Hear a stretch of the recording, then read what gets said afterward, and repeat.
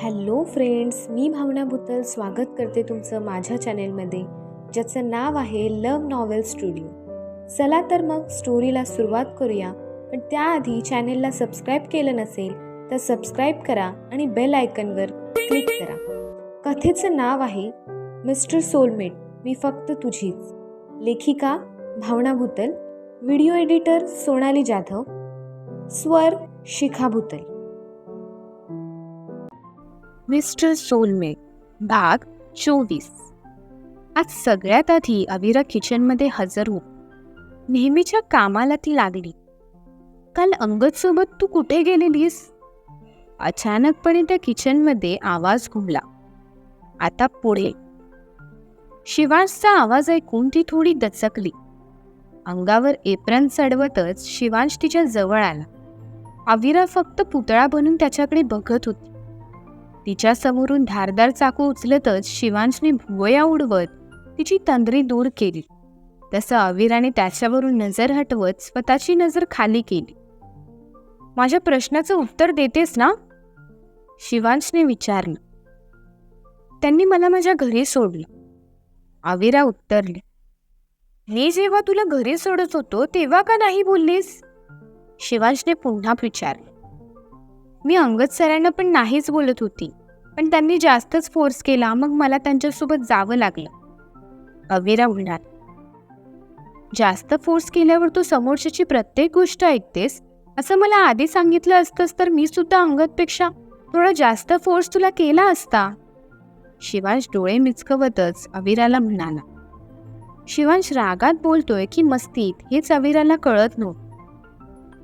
काल शॉपिंग करताना किती चांगले वागत होते आणि आज पुन्हा स्वतःच्या मूळ रूपात आले.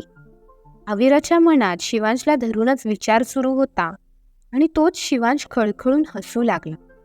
तो अचानकपणे असं हसू लागला त्यामुळे अविरा 2 पावलं त्याच्यापासून लांब सरकून उभी राहिली. झपाटले वगैरे असतील का हे? कसे हसतायत हे? अविराने स्वतःलाच प्रश्न केला. भीतीने तिचं अवसान गळून पडलं होतं. मस्ती करतोय ग तुझी, तू लगेच एवढी सिरियस का होतेय? आणि तुझ्या डोक्यात जे सुरू आहे ना तसं मला अजिबात काही झालं नाही. प्लीज माझ्याबद्दल नको ते विचार करणं थांबव. शिवांश म्हणाला. डोळे मोठे करत पापण्या मिचकवत अविरा शिवांशला एकटक पाहू लागली. तू माझ्याबद्दल काय विचार करतेस हे मला माहिती आहे. आता हे मला कसं कळलं हाच विचार तुझ्या डोक्यात सुरू आहे ना? असं म्हणत शिवांश एक एक पाऊल तिच्या दिशेने टाकू लागला. भीतीने अविराने श्वास रोखून धरले आणि एकटक ती शिवांशकडे बघत होती. शिवांशचं तिच्या प्रतीचं आजचं वागणं तिला थोडं वेगळंच वाटलं. Good morning. शेफ वंशचा आवाज आला तसं अविराच्या दिशेने जाणारी शिवांशची पावलं जागीच थांबली. नजरेत थोडीशी भीती आणत अविरा शेफ वंशकडे बघत होती. शेफ वंशने भुवया उडवतच अविराला काय झालं म्हणून विचारलं. अविराने त्याच्या प्रश्नाचं उत्तर न देता स्वतःची नजर पुन्हा शिवांशवर फिरली. तू 1 मिनिट बाजूला होशील? तू जिथे उभी आहेस तिथे माझं काम आहे. शिवांश म्हणाला तसं वेळ न दवडता अविरा त्याच्या समोरून बाजूला झाली. काय झालं? शेफ वंशने दबक्या आवाजात अविराला विचारलं. थोडे विचित्रच वागतायत आज. अविराने सुद्धा घाबरतच उत्तर दिले. अविराकडून उत्तर ऐकल्यावर शेफ वंशने शिवांशकडे पाहिलं तर तो त्या दोघांकडेच बघत होता. मी तुला जे काम सांगितलं ते करायला घे. ब्रेकफास्ट लवकरच सर्व करावा लागेल आपल्याला. बाकीचे शेफ येत आहेत. असं म्हणत शेफ वंश अविरापासून लांब होत कामाला लागले. नेहमी मज्जा मस्ती करत स्वतःची कामं करणारे शेफ आज तोंड शांत ठेवत स्वतःची कामं करत होते. शिवांश मात्र अधूनमधून अविराला न्याहाळत होता, जी शेफ वंश सोबत नवीन रेसिपी बनवण्यात व्यस्त होती. तुम्हा दोघांचं काय चाललंय? शिवांशने विचारलं. शेफ शिवांश, ते मी एन्चिलाडास रेसिपी दाखवत होतो, पण अविरा ह्यात थोडी एडिटिंग करून तिच्या पद्धतीने बनवले. तुम्ही टेस्ट करणार? शेफ वंशने विचारलं. Why not? असं म्हणत शेफ शिवांश दोघांच्या मध्ये जाऊन उभा राहिला. अविराने बनवलेली रेसिपी शेफ शिवांश खूप वेळ बघत होता. एन्चिलाडास ही खरं तर एक मेक्सिकन डिश आहे. टोमॅटो ग्रेव्हीमध्ये डीप केलेले स्टफ रोल्स, त्यावरून भरभरून केलेला मोझरेला चीजचा वर्षाव. ही अशी कलरिंग का दिसतेय? शिवांशने विचारलं. तोच ह्यातील वेगळेपणा आहे जो शेफ अविराने क्रिएट केलाय. मी आत्ता अविराला हेच विचारत होतो की हे एवढं अट्रॅक्टिव्ह कसं काय आहे. शेफ वंश म्हणाला. It's yummy. अविराने बनवलेला पदार्थ चाखताच शेफ शिवांशच्या तोंडून आपसुकच निघाला. एन्शिलाडास रेसिपी मी फर्स्ट टाइम देवांशसाठी बनवलेली, तर त्यांनी नाक मिरडलं होतं. रेसिपी टेस्ट सुद्धा नाही केलेली त्यांनी, कारण रेड ग्रेव्हीमध्ये डीप केलेले रोल्स बघून त्यांना तो पदार्थ खावासाच वाटला नाही. माझी सकाळपासूनची मेहनत पूर्णपणे वेस्ट गेलेली. मी 2 दिवस त्याच रेसिपीचा विचार करत बसले होते आणि ही ग्रेव्ही फक्त रेड ग्रेव्हीमध्ये न ठेवता रेनबो ग्रेव्ही करायची, म्हणजे ती अट्रॅक्टिव्ह सुद्धा दिसली पाहिजे. सो असा विचार करून मी एन्चिलाडा पुन्हा एकदा ट्राय करायचं ठरवलं. थोडं ग्रेव्हीवर रिसर्च करण्यात मला वेळ लागला, पण मी केलं मॅनेज. बरोबर 2 दिवसांनी मी देवांशसाठी पुन्हा एन्चिलाडास बनवलं आणि देवांशपासून ती रेसिपी थोडी लांबच ठेवली. त्या दिवशी मी त्यांना ती डिश ऑफरसुद्धा नाही केली. घरात बनवलेलं इतर जेवण त्यांना वाढलं, पण देवांश स्वतः त्या डिशकडे आकर्षित झाले होते. त्यानंतर ते स्वतःहून मला त्यांच्यासाठी ती रेसिपी बनवायला सांगू लागले. एन्चिलाडामध्ये अविराने केलेले फेरबदल सगळे ऐकत होते, शिवाय शिवांश. शिवांशच्या कानात मात्र अविराने वारंवार घेतलेलं देवांशचं नाव घुमत होतं. कोणीतरी अविराला देवांशबद्दल विचारेल असं शिवांशला वाटलं, पण कोणीही काहीच विचारत नाही हे बघून शिवांशनेच अविराला प्रश्न केला. हा देवांश कोण आहे? शिवांशच्या या प्रश्नाने किचनमध्ये शांतता निर्माण केली. आत्तापर्यंत अविराच्या चेहऱ्यावर असणारं हसू कुठेतरी दूर पळून गेलं आणि ती थोडीशी गंभीर झाली. कोण आहे हा देवांश? शिवांशने शब्दांवर जोर देतच अविराला पुन्हा प्रश्न केला. My ex husband. अविरा उत्तरली आणि तिच्या भोवती जमलेल्या गर्दीतून थोडी लांब जाऊन ती उभी राहिली. सगळ्यांची आपापसात कुजबूज सुरू झाली. शिवांशला जणू साप डसला असावा अशी प्रतिक्रिया त्याची होती. जागेवरच पुतळा बनून तो उभा होता. टेबल 1 वरून थाय करी ऑर्डर आहे. Chef Ravi fast. टेबल 2 वरून इटालियन पास्ता कॉर्न पोमोदोरो ई बेसिलिको. Chef Rakesh do it fast. Chef Avira enchiladas ready असेल तर रिंग दे. शेफ वंश सगळ्यांना कामाला लावू लागला. शेफ वंशच्या आवाजाने शिवांशला लागलेली तंद्री दूर झाली. शेफ वंश, दुपारी 3:30 वाजता मीटिंग आहे. सगळ्या स्टाफला घेऊन नेहमीच्या ठिकाणी हजर राहा. शिवांश म्हणाला. Okay chef Shivansh. शेफ वंश उत्तरला. शिवांशने एक नजर अविरावर टाकली. रेसिपी बनवण्यात ती व्यस्त होती.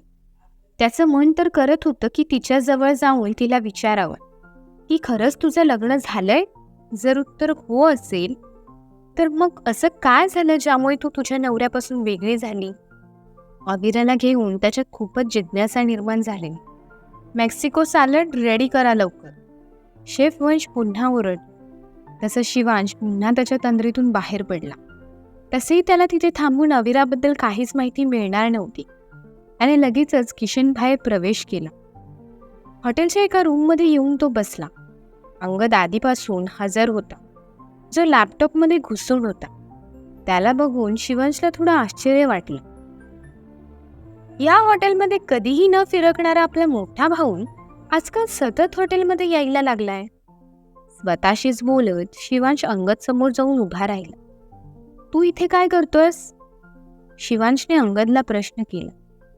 मम्मीचा उद्या बर्थडे आहे, सो मी विचार केला हॉटेलमधील काही अरेंजमेंट मी करतो.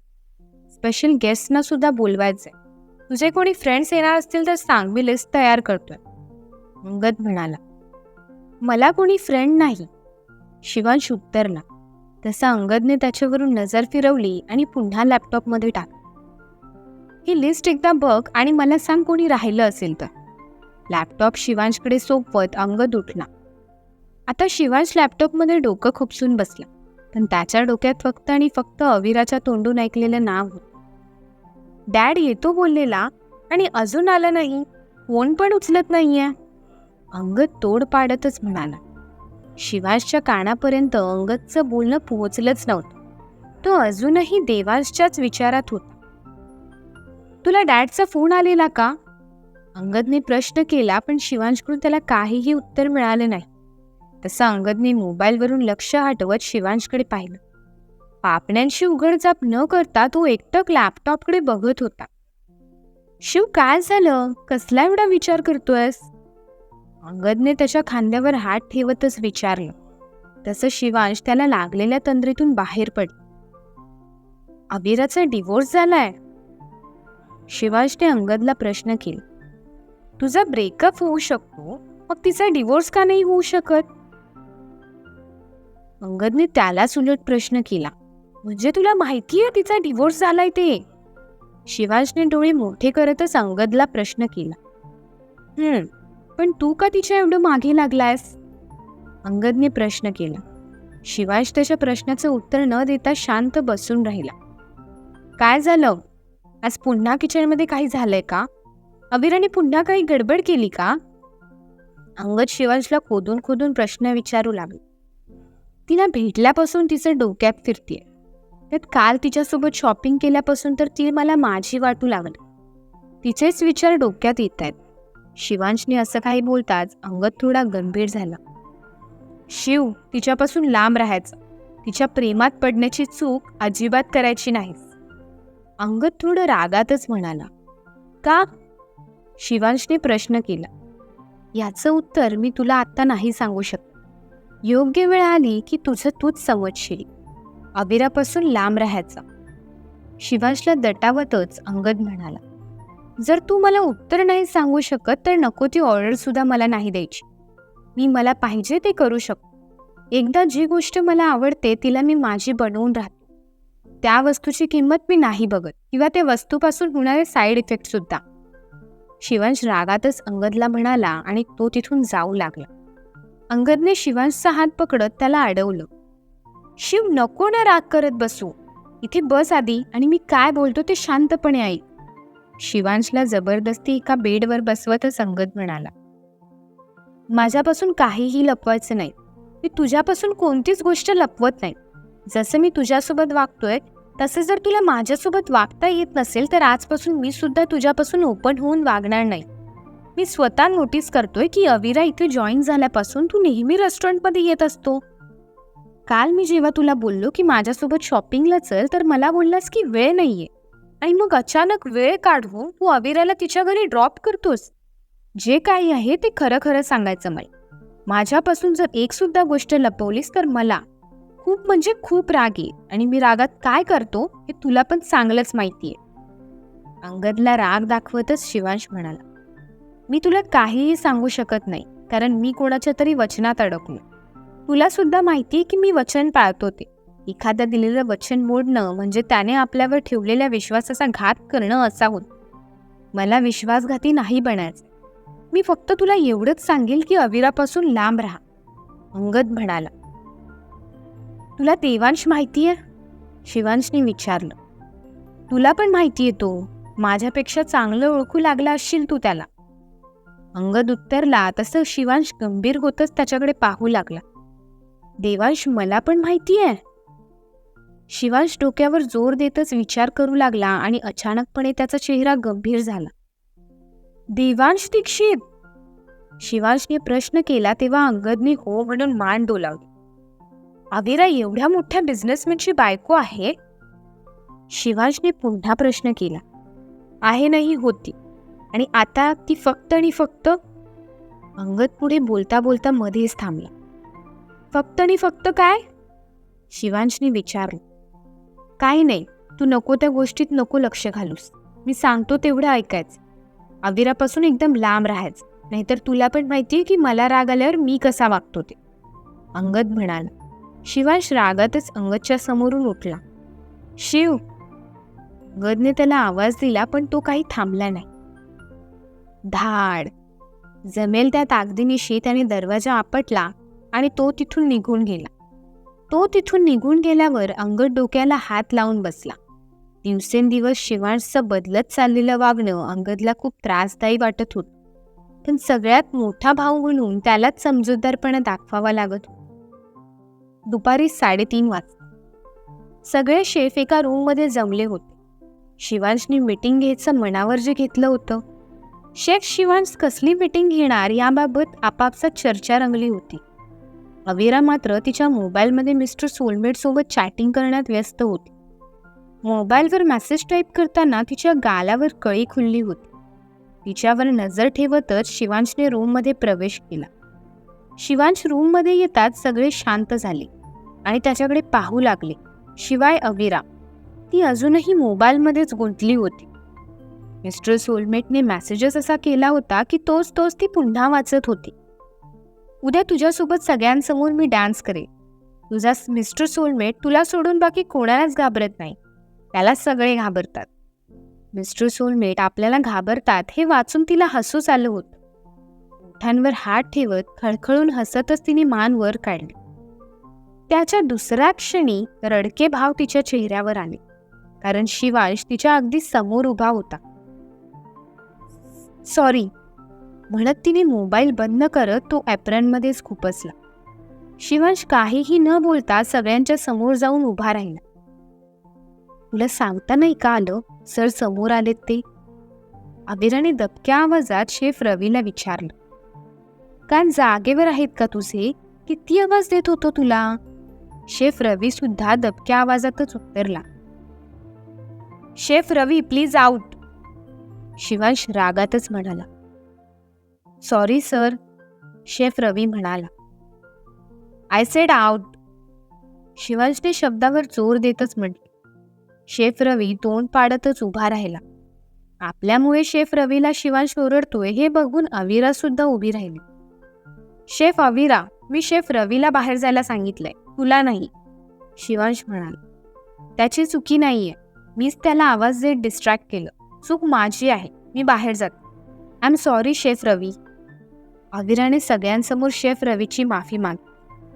शेफ रवीसोबत ती सुद्धा बाहेर जाणार त्याआधीच शिवांशने दोघांनाही अडवलं. पुन्हा आवाज नकोय, दोघांनीही शांत बसा. शेफ शिवांश म्हणाला तसं दोघेही स्वतःच्या जागेवर बसले. उद्या हॉटेलमध्ये स्पेशल फंक्शन असणार आहे. फंक्शनचा मेन्यू तुम्हाला आज संध्याकाळपर्यंत कळवला जाईल. तुमचा ड्रेस कोड सुद्धा वेगळा असेल, ज्याची अरेंजमेंट मी खूप आधीच करून ठेवली आहे. पार्टी तुम्हाला सुद्धा एन्जॉय करता येईल अशा पद्धतीने आम्ही अरेंज केली आहे. टीम ए जेव्हा फंक्शन अटेंड करेल तेव्हा टीम बी आणि टीम सी किचन सांभाळ. टीम बी जेव्हा पार्टी अटेंड करेल तेव्हा टीम ए आणि टीम सी किचन सांभाळणार. आणि जेव्हा टीम सी पार्टी अटेंड करेल तेव्हा टीम ए आणि टीम बी किचनमध्ये असतील. प्रत्येक टीमचा मेन्यू फिक्स असेल. तुम्ही सगळ्यांनी मिळून एकत्र काम केलं तर सगळ्यांना फंक्शन एन्जॉय करता येईल, शेफ शिवांश म्हणाला. फंक्शन कशाबद्दल आहे? शेफ वंशने प्रश्न केला. माझ्या मॉमचा 60वा वाढदिवस आहे, त्याबद्दल फंक्शन ठेवण्यात आलंय. खूप मोठमोठे बिझनेसमॅन पार्टीत उपस्थित असणार, सो कोणीही निराश होऊन जाता कामा नये. Is I am clear? शिवांशने विचारलं. येस सर, सगळेच एकत्र म्हणाले. Good, now back to your work. Shivansh म्हणाला तसं सगळे शेफ तिथून जाऊ लागले. शेफ अविरा, शिवांशने अविराला आवाज देतच अडवलं. येस शेफ शिवांश, अविराने त्याला म्हटलं. तू देवांश दीक्षितपासून वेगळं होण्याचं कारण त्रिशा तर नाही ना? शिवांशने असा प्रश्न करताच अविरा डोळे मोठे ठेवतच त्याच्याकडे पाहू लागली. तुम्ही त्रिशाला कसे काय ओळखता? अविराने उलट प्रश्न शिवांशला केला. त्रिशाला कसा काय ओळखत असणार शिवांश? कळेलच पुढील भागात. तोवर धन्यवाद.